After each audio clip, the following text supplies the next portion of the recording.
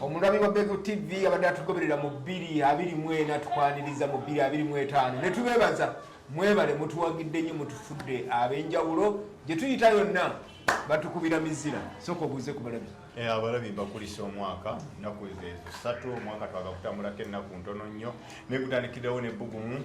bakulisa omwaka omukadde ate nembaniriza mwaka guno 2025 omujja kyemmanyi nti mmwe naffe Beg Media tugenda kutambulira wamu era ebyobufuzi manyi ebigenda okuvuga ennyo omwaka guno tugenda kubeera wamu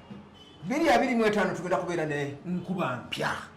naddala omwaka guli gwa byabufuzi tugenda kubanga tukutuusaako buli kimu live ku Beg TV kale nno olina okuba nga otugoberera naye tubazzeko okuba tuwadde wakiri ku nsimbi 224 kati 225 ate tubagambe bakomewo tukyazeetaaga n'abapya beeyongere Stanbic Bank tagyebaza njana ne schools tetuyinza kuba tabeebaza Sefa Organic batujja wala okyabijjukira so abantu abo n'abantu nga ba city sites tuyinza kubayisaako maaso babadde bantu twalinako ku munywanyi waffe wano kato wakato construction tumwebaza akomewo tulange n'abantu baffe bonna Stanbic Bank ojogeddeko n'abalala banetubalieko afiyeko bateekamu ensimbi ne tusomesa abamawulire kati bonna bakyuka ekyo nakyo tukiroopa abantu betutambudde nabo mwaka 2025 ngatandise nakanayo kubanga kyetulina okujjukira nti n'okulonda kwa mu January okwobwa president n'ababaka ba parliament kiba kitegeeza babuzaayo omwaka ogwo ate kyotakola mu mwaka guno ate ogenda kikola kiti kati 2025 gwe mwaka ogwakanayo kyani okulonda kwa 2026 naye si eri mu gwa mukaaga oba wano mu January nga tutandika kiba kitegeeza byonna maliriza mu mwaka guno tugende tuyingira 2026 nga kyogamba mu kiseera kino agenda okwesimbawo bw'obanga ogenda kwesimbawo nga tetonnamanya wogenda kwesimba simanya oyagala kwebuuza ku balonzi simanya nga tonnaba kusalawo kati guno omwaka emyezi twatandise omwezi tetwakatandako ennaku bw'oba tonnalaga kyoyagala gugenda kukaluubirira kubanga olina omwaka ogwo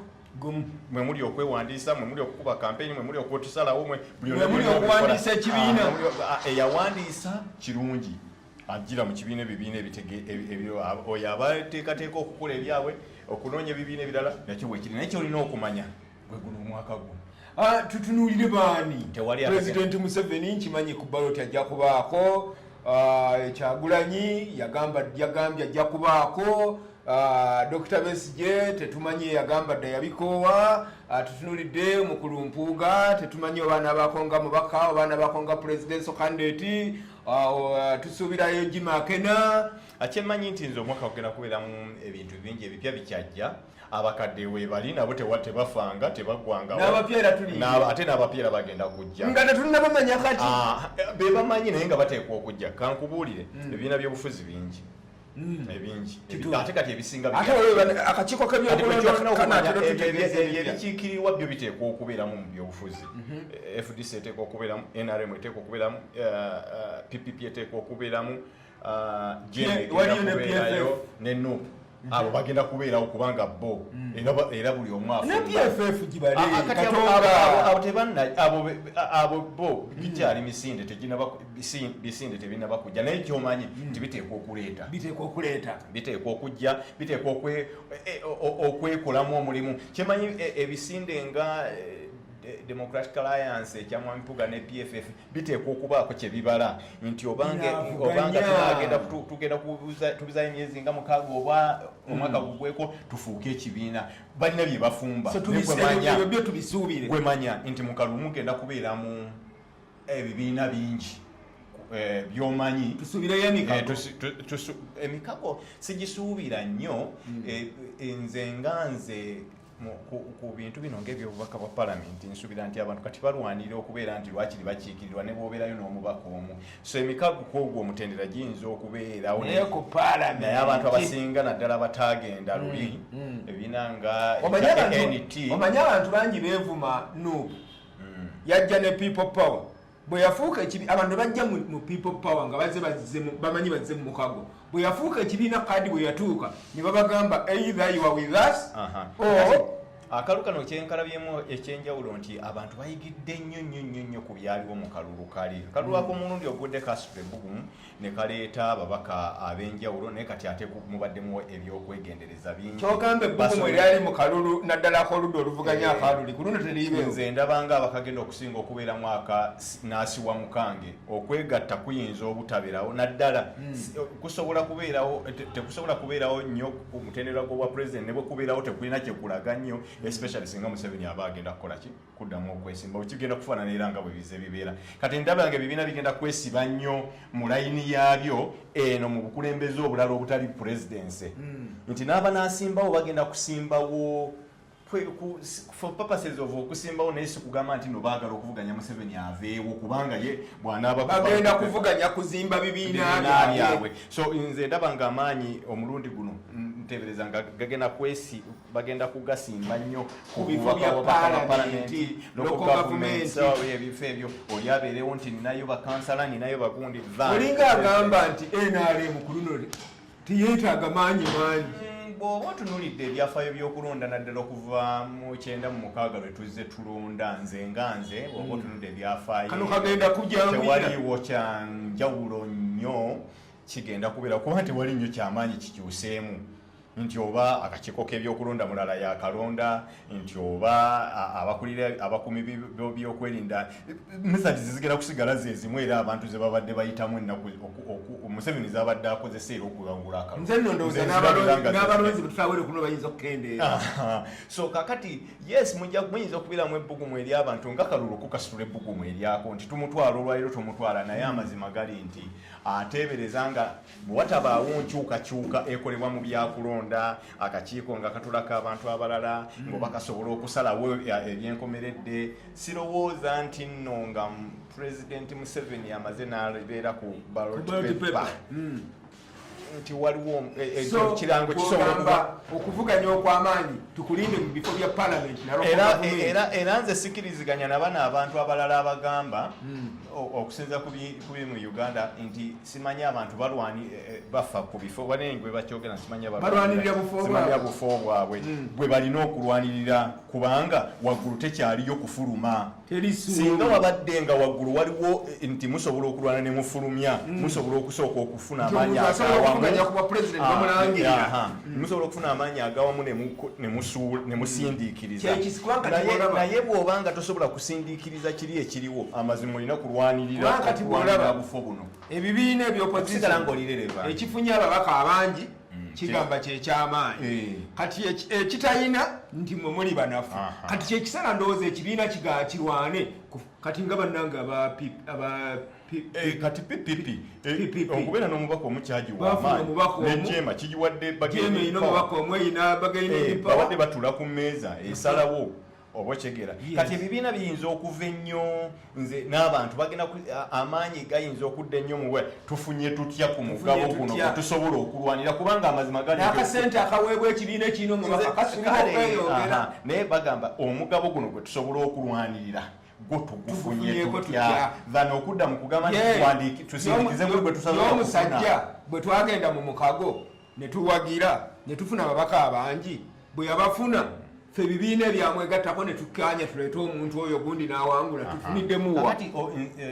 ekyo nkirabira ddala nga abantu bagenda kwesiba nnyo ku ffe nga ffe abajjidde mu PFF tufunyemu tutya ffe nga abajjidde mu Democratic Alliance tufunyemu tutya ffe aba ANT tufunyemu ki buli omu agenda kulwana kufuna keeki ate nga tobanenya embeera bwete katuwumulemu eddakiika emu tukomewo tutunuulire abantu mu ddakiika endala nga 5 nga tuggalawo pulogulaamu yaffe eno tutunuulire abantu sekinnoomu tubasuubire kulabika batya oba competition kikuvuganya ki kubagenda okuleeta mu kalulu k'omulundi guno. Happy New Year!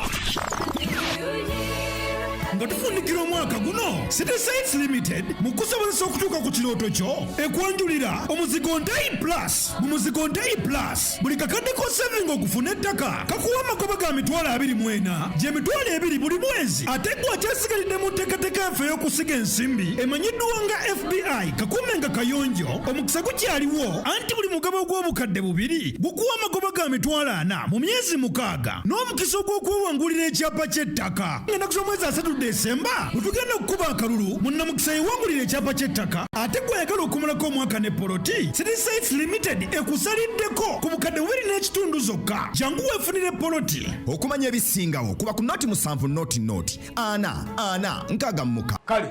tukomyewo. Tugambye tulina mwami Museveni, tulina mwami mwami Kyagulanyi. Mwami Museveni ne Kyagulanyi. Boshi wadde. Kubanga mwami Kyagulanyi baba yagambye nti agenda kuddamu agendera kuddamu kuvuganya ne mwami Museveni. Kubanga mwami Museveni obubonero bonna obulaga. Olowooza omulonzi ne Munnayuganda alinde ki? Olowooza analaba ki 2.25 ono wakati Museveni Kyagulanyi. Ekiriwo kiri nti mwami Museveni tannalangi naye tumanyi nti kati nze bw'oba otunula ebyo byakola simanyi asomesa abantu ebyo abikola mu buli abagenderedde kampeni bwe wabeerawo ekiseera either agenda okusomesa ebintu ebikwata ku ttaka naye mu bumpimpi aba ali mu kampeni kati obubonero bwonna bulaga nti mwami Museveni akola ki agenda kuddamu yeesimbe era nenaalemu tetugamba erina kandidate omulala so mwami tebanatugambako nti bagenda kulonda bw'abanga mu kalulu yakalangiridde mwali ate era manyanga tanalagi naye tumanyi nti mwali shuwadi mwami Kyagulanyi yalangiridde era bagenda kukabeeramu kyemanyi nti n'ebibiina ebirala bijja kuleeta tuyinza okufunamu bakandidate abawera ku bwa president mawana istate yesimbewo dipi ejja kuleeta candidate tenagambako ntayina bonna ebibiina byonna tubisuubira okuleeta bakandidate naye nga bijja kuba byakubejjereza mwami Museveni ajja kubejjereza bubejjereza okusinziira bwendaba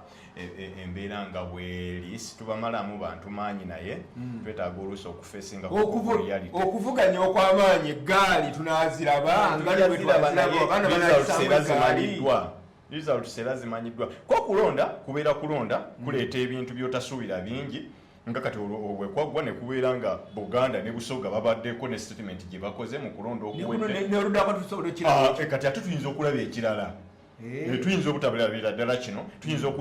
okulaba kino kyetwalaba ne tuddamu okukiraba ate okulabayo ekintu ekirala kwegamba okulonda kabanga kalulu amanyanga akalulu kabeera kalulu kaleeta ebintu ebiri strange bababaka bagenda kujja nga bali strange ng'abamu tobalabangako tobawulirangako nga naye bazze waliwo abagenda okuba mu nsinga waliwo be bagenda okuba abanene bamukubirira nga ne gundi bulijjo tumanyayo nga bwe basula abanene luli baleete kwegamba akaluku kabeerawo ne surprise ate ogenda kulaba ne bwe bakuba ku luli nga bakomyewo ate na mu constituency zezimu so kabeera ne surprises ezaako naye nga ngani gosibira okudda sirina sijja kugendamu ekyo sirina gwensuubira kugwe naye nga gye bali bawaga gye bali buli omu awaga mu constituency ye bangi be bagenda okuba wano yabagenda okudda waliwo abagenda okujja nga bapya nga surprises twawuliddeyo ddala nga mukwano gwa Begi chairman we Wakiso yapikira constituency mukulu Bwanika akyogera agenda kwesimbawo kuba MP naye njogera koko naye agenda kuddamu kwesimba kuba Ssentebe wabula agenda ate sajja lyabene yali omubaka ate naye mpulira agenda kugwani naye bonna buli yeesimbye tumwagaliza obuwanguzi tumwagaliza ekyo kyayagala oyo 2.25 kugenda kubeera mu mwaka tubaniriza era tubeere beegendereza ffenna mu bye tukola mu bye twogera ne mu bye tukubanga omwaka gw'ebyobufuzi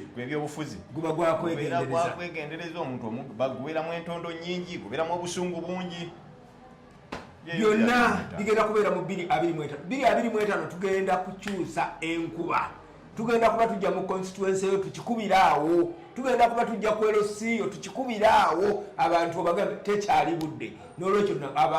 abalina enteekateeka ez'okwesimbawo mwenna tubaaniriza ku Big TV mujje tukolere wamu 2.25 ffenna asobole tunyumira mwebale nnyo